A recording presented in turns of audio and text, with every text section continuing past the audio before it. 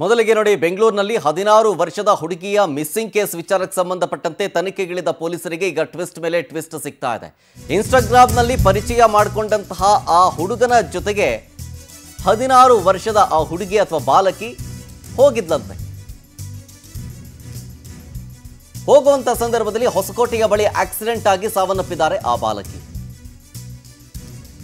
4 ದಿನದ ಹಿಂದೆ ಅಂದ್ರೆ 24ನೇ ತಾರೀಕು ಲೆಟರ್ ಬರೆದಿಟ್ಟು ಪ್ರಿಯಕರನ ಜೊತೆಗೆ ಹೋಗಿದ್ಲು 16 ವರ್ಷದ ಹುಡುಗಿ.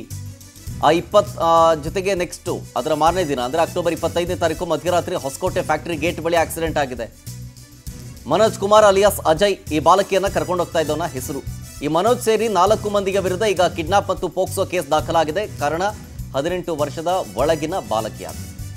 ಸೊ ಹಾಗಾಗಿ ಪೋಕ್ಸೋ ಕೇಸ್ ದಾಖಲಾಗಿದೆ, ಕಿಡ್ನಾಪ್ ಕೇಸ್ ಕೂಡ ದಾಖಲಾಗಿದೆ. ಮನೋಜ್ ಸೇರಿದಂತೆ 4 ಮಂದಿಗನ್ನ ಈಗ ಪೊಲೀಸರು ಅರೆಸ್ಟ್ ಮಾಡಿ ಪೋಕ್ಸೋ ಕೇಸ್ ಪ್ರಕರಣ ವಿಚಾರಕ್ಕೆ ಸಂಬಂಧಪಟ್ಟಂತೆ ತನಿಖೆಯನ್ನ ಮಾಡ್ತಾ ಇದ್ದಾರೆ. ಬನ್ನೇರುಘಟ್ಟ ಪೊಲೀಸ್ ಠಾಣೆಯಲ್ಲಿ ಈ ಪ್ರಕರಣ ದಾಖಲಾಗಿದೆ.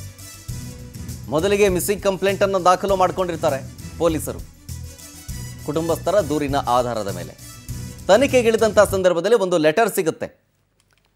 24ನೇ ತಾರೀಕಿನ ಘಟನೆಯ ಬಗ್ಗೆ ವಿವರಿಸ್ತಾ ಇದ್ದೀನಿ. 24ನೇ ತಾರೀಕಿನೇ ಆಕೆ ತನ್ನ ಪ್ರಿಯಕರನ ಜೊತೆಗೆ ಹೋಗ್ತಾ ಇರೋ ವಿಚಾರ ಸಂಬಂಧ ಲೆಟರ್ ಬರೆದಿಟ್ಟು ಮನೆಯಿಂದ ಹೋಗಿರ್ತಾಳೆ.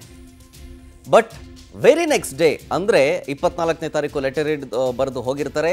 25ನೇ ತಾರೀಕು ಮಧ್ಯರಾತ್ರಿಯ ಸಂದರ್ಭದಲ್ಲಿ ಹೊಸಕೋಟೆಯ ಫ್ಯಾಕ್ಟರಿಯ ಗೇಟ್ ಬಳಿ ಆಕ್ಸಿಡೆಂಟ್ ಆಗಿ ಈ ಹುಡುಗಿ ಅಥವಾ ಬಾಲಕಿ ಸಾವನ್ನಪ್ತಾರೆ.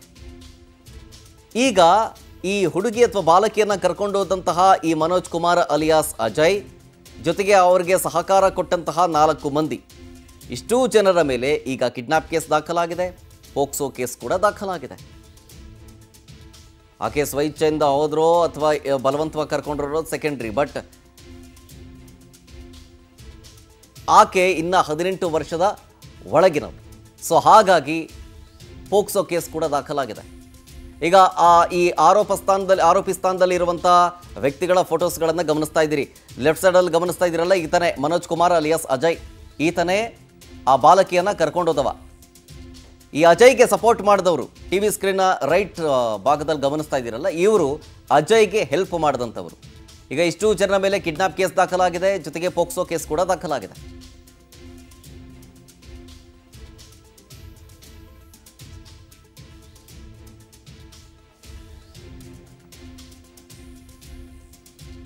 ಡೀಟೇಲ್ಸ್ ಕೊಡ್ತಾರೆ ಇದ್ರ ಬಗ್ಗೆ ನಮ್ಮ ಪ್ರತಿನಿಧಿ ರಾಘವೇಂದ್ರ ಫೋನ್ ಸಂಪರ್ಕದಲ್ಲಿ. ರಾಘವೇಂದ್ರ, ಈಗ ಕಿಡ್ನಾಪ್ ಕೇಸ್ ವಿಚಾರಕ್ಕೆ ಸಂಬಂಧಪಟ್ಟಂತ ಟ್ವಿಸ್ಟು ಜೊತೆಗೆ ತನಿಖೆಗಿಳಿದಂತಹ ಸಂದರ್ಭದಲ್ಲಿ ಈಗ ಏನೇನು ಮಾಹಿತಿಗಳು ಸಿಗ್ತಾ ಇದೆ ಈ ಕೇಸ್ ಬಗ್ಗೆ? ಶರತ್, ಈ ಒಂದು ಘಟನೆಯನ್ನ ನೋಡ್ತಿದ್ರೆ ಎಲ್ಲೋ ಒಂದ್ ಕಡೆ ಈ ಒಬ್ಬ ರೋಡ್ ರೋಮಿಯೋನಿಂದ ಅಪ್ರಾಪ್ತ ಬಾಲಕಿ ಮಸಣಕ್ಕೆ ಸೇರಿದ್ದಾಳೆ ಅಂತಾನೆ ಹೇಳ್ಬೋದಾಗಿದೆ. ಆ ಪ್ರೀತಿ ಹೆಸರಲ್ಲಿ ಆ ಒಂದು ಮನೋಜ್ ಅನ್ನುವಂತ ಹುಡುಗ 16 ವರ್ಷದ ಅಪ್ರಾಪ್ತ ಬಾಲಕಿಯನ್ನ ಕರೆದುಕೊಂಡು ಹೋಗಿದ್ನ ಅಥವಾ ಕಿಡ್ನಾಪ್ ಮಾಡಿದ್ನ ಅನ್ನೋದನ್ನ ಇದೀಗ ಪೊಲೀಸರು ತನಿಖೆಯನ್ನ ನಡೆಸ್ತಾ ಇರುವಂತದ್ದು. ಬಲವಂತವಾಗಿ ಅಪ್ರಾಪ್ತೆಯನ್ನ ಕರೆದುಕೊಂಡು ಹೋಗಿದ್ದಾರೆ ಅಂತೇಳಿ ಕೂಡ ಅವರ ಒಂದು ಪೋಷಕರು ಕೂಡ ಆರೋಪಿಸ್ತಾ ಇರೋದು. ಏನಂದ್ರೆ ಇದೇ ತಿಂಗಳ 24ನೇ ತಾರೀಕಿನಂದು ಈ ಒಂದು ಯುವಕ ಮನೋಜ್ ಏನಿದ್ದಾನೆ ಸ್ನೇಹಿತರ ಜೊತೆ ಈ ಒಂದು ಬಾಲಕಿಯನ್ನ ಕರೆದುಕೊಂಡು ಹೊಸಕೋಟೆ ಬಳಿ ಹೋಗಿದ್ದಾನೆ. ಹೊಸಕೋಟೆ ಬಳಿ ಹೋಗ್ಬೇಕಾದ್ರೆ ರಸ್ತೆಯಲ್ಲಿ ಅಪಘಾತ ಆಗಿ ಆ ಬಾಲಕಿ ಅಲ್ಲಿ ಸ್ಥಳದಲ್ಲಿ ಸಾವನ್ನಪ್ಪಿರ್ತಾಳೆ. ಕೂಡಲೇ ಆ ಒಂದು ಸಂದರ್ಭದಲ್ಲಿ ಈಗಾಗಲೇ ಬನ್ನೇರುಘಟ್ಟ ಪೊಲೀಸ್ ಠಾಣೆಯಲ್ಲಿ ಅವರ ಪೋಷಕರು ಕೂಡ ಕಂಪ್ಲೇಂಟ್ ಅನ್ನ ಕೂಡ ನೀಡಿರ್ತಾರೆ, ಮಿಸ್ಸಿಂಗ್ ಕಂಪ್ಲೇಂಟ್ ಅನ್ನ. ಕೂಡಲೇ ಆ ಒಂದು ವಿಚಾರ ತಿಳಿದ ತಕ್ಷಣ ಅವರ ಪೋಷಕರು ಆ ಸ್ಥಳಕ್ಕೆ ಹೋಗಿ ನೋಡಿದಾಗ ಮನೋಜ್ ಜೊತೆಗೆ ಆ ಜೊತೆಯಲ್ಲಿದ್ದಂತ ಇನ್ನೊಬ್ಬ ಯುವಕ ಕೂಡ ಅವರಿಬ್ಬರಿಗೂ ಕೂಡ ಏನೂ ಆಗಿರೋದಿಲ್ಲ. ಕೇವಲ ಅಪ್ರಾಪ್ತ ಬಾಲಕಿ ಮಾತ್ರ ಮೃತಳಾಗಿರ್ತಾಳೆ. ಈ ಒಂದು ವಿಚಾರವಾಗಿ ಅವರು ಪೋಷಕರು ಕೂಡ ಸಾಕಷ್ಟು ಅನುಮಾನವನ್ನ ವ್ಯಕ್ತಪಡಿಸ್ತಾ ಇರುವಂತದ್ದು. ಏನಂದ್ರೆ ಆ ಒಂದು ಬಾಲಕಿಗೆ ಹೊರಗಡೆ ಎಲ್ಲೂ ಹೋಗುವುದು ಕೂಡ ಗೊತ್ತಾಗುದಿಲ್ಲ. ಅಂಥದ್ರಲ್ಲಿ ಹೊಸಕೋಟೆಗೆ ಈ ಒಂದು ಯುವಕ ಬಲವಂತವಾಗಿ ಕರೆದುಕೊಂಡು ಹೋಗಿದ್ದಾನೆ.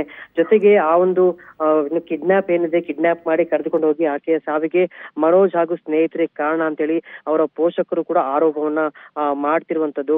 ಯಾಕೆಂದ್ರೆ ಇಲ್ಲಿ 3 ಜನ ರೈಡಿಂಗ್ ಅನ್ನ ಹೋಗ್ತಿದ್ರು ಆ ಒಂದು ಬಾಲಕಿ ಜೊತೆಗೆ, ಇಲ್ಲಿಬ್ರು ಹುಡುಗರು ಕೂಡ ಟ್ರಿಬಲ್ ರೈಡಿಂಗ್ ಅನ್ನ ಮಾಡ್ತಿದ್ರು ಅಂತೇಳಿ ಹೊಸಕೋಟೆ ಪೊಲೀಸರಿಂದ ಒಂದು ಮಾಹಿತಿ ಕೂಡ ದೊರೆತಿರುವಂತದ್ದು.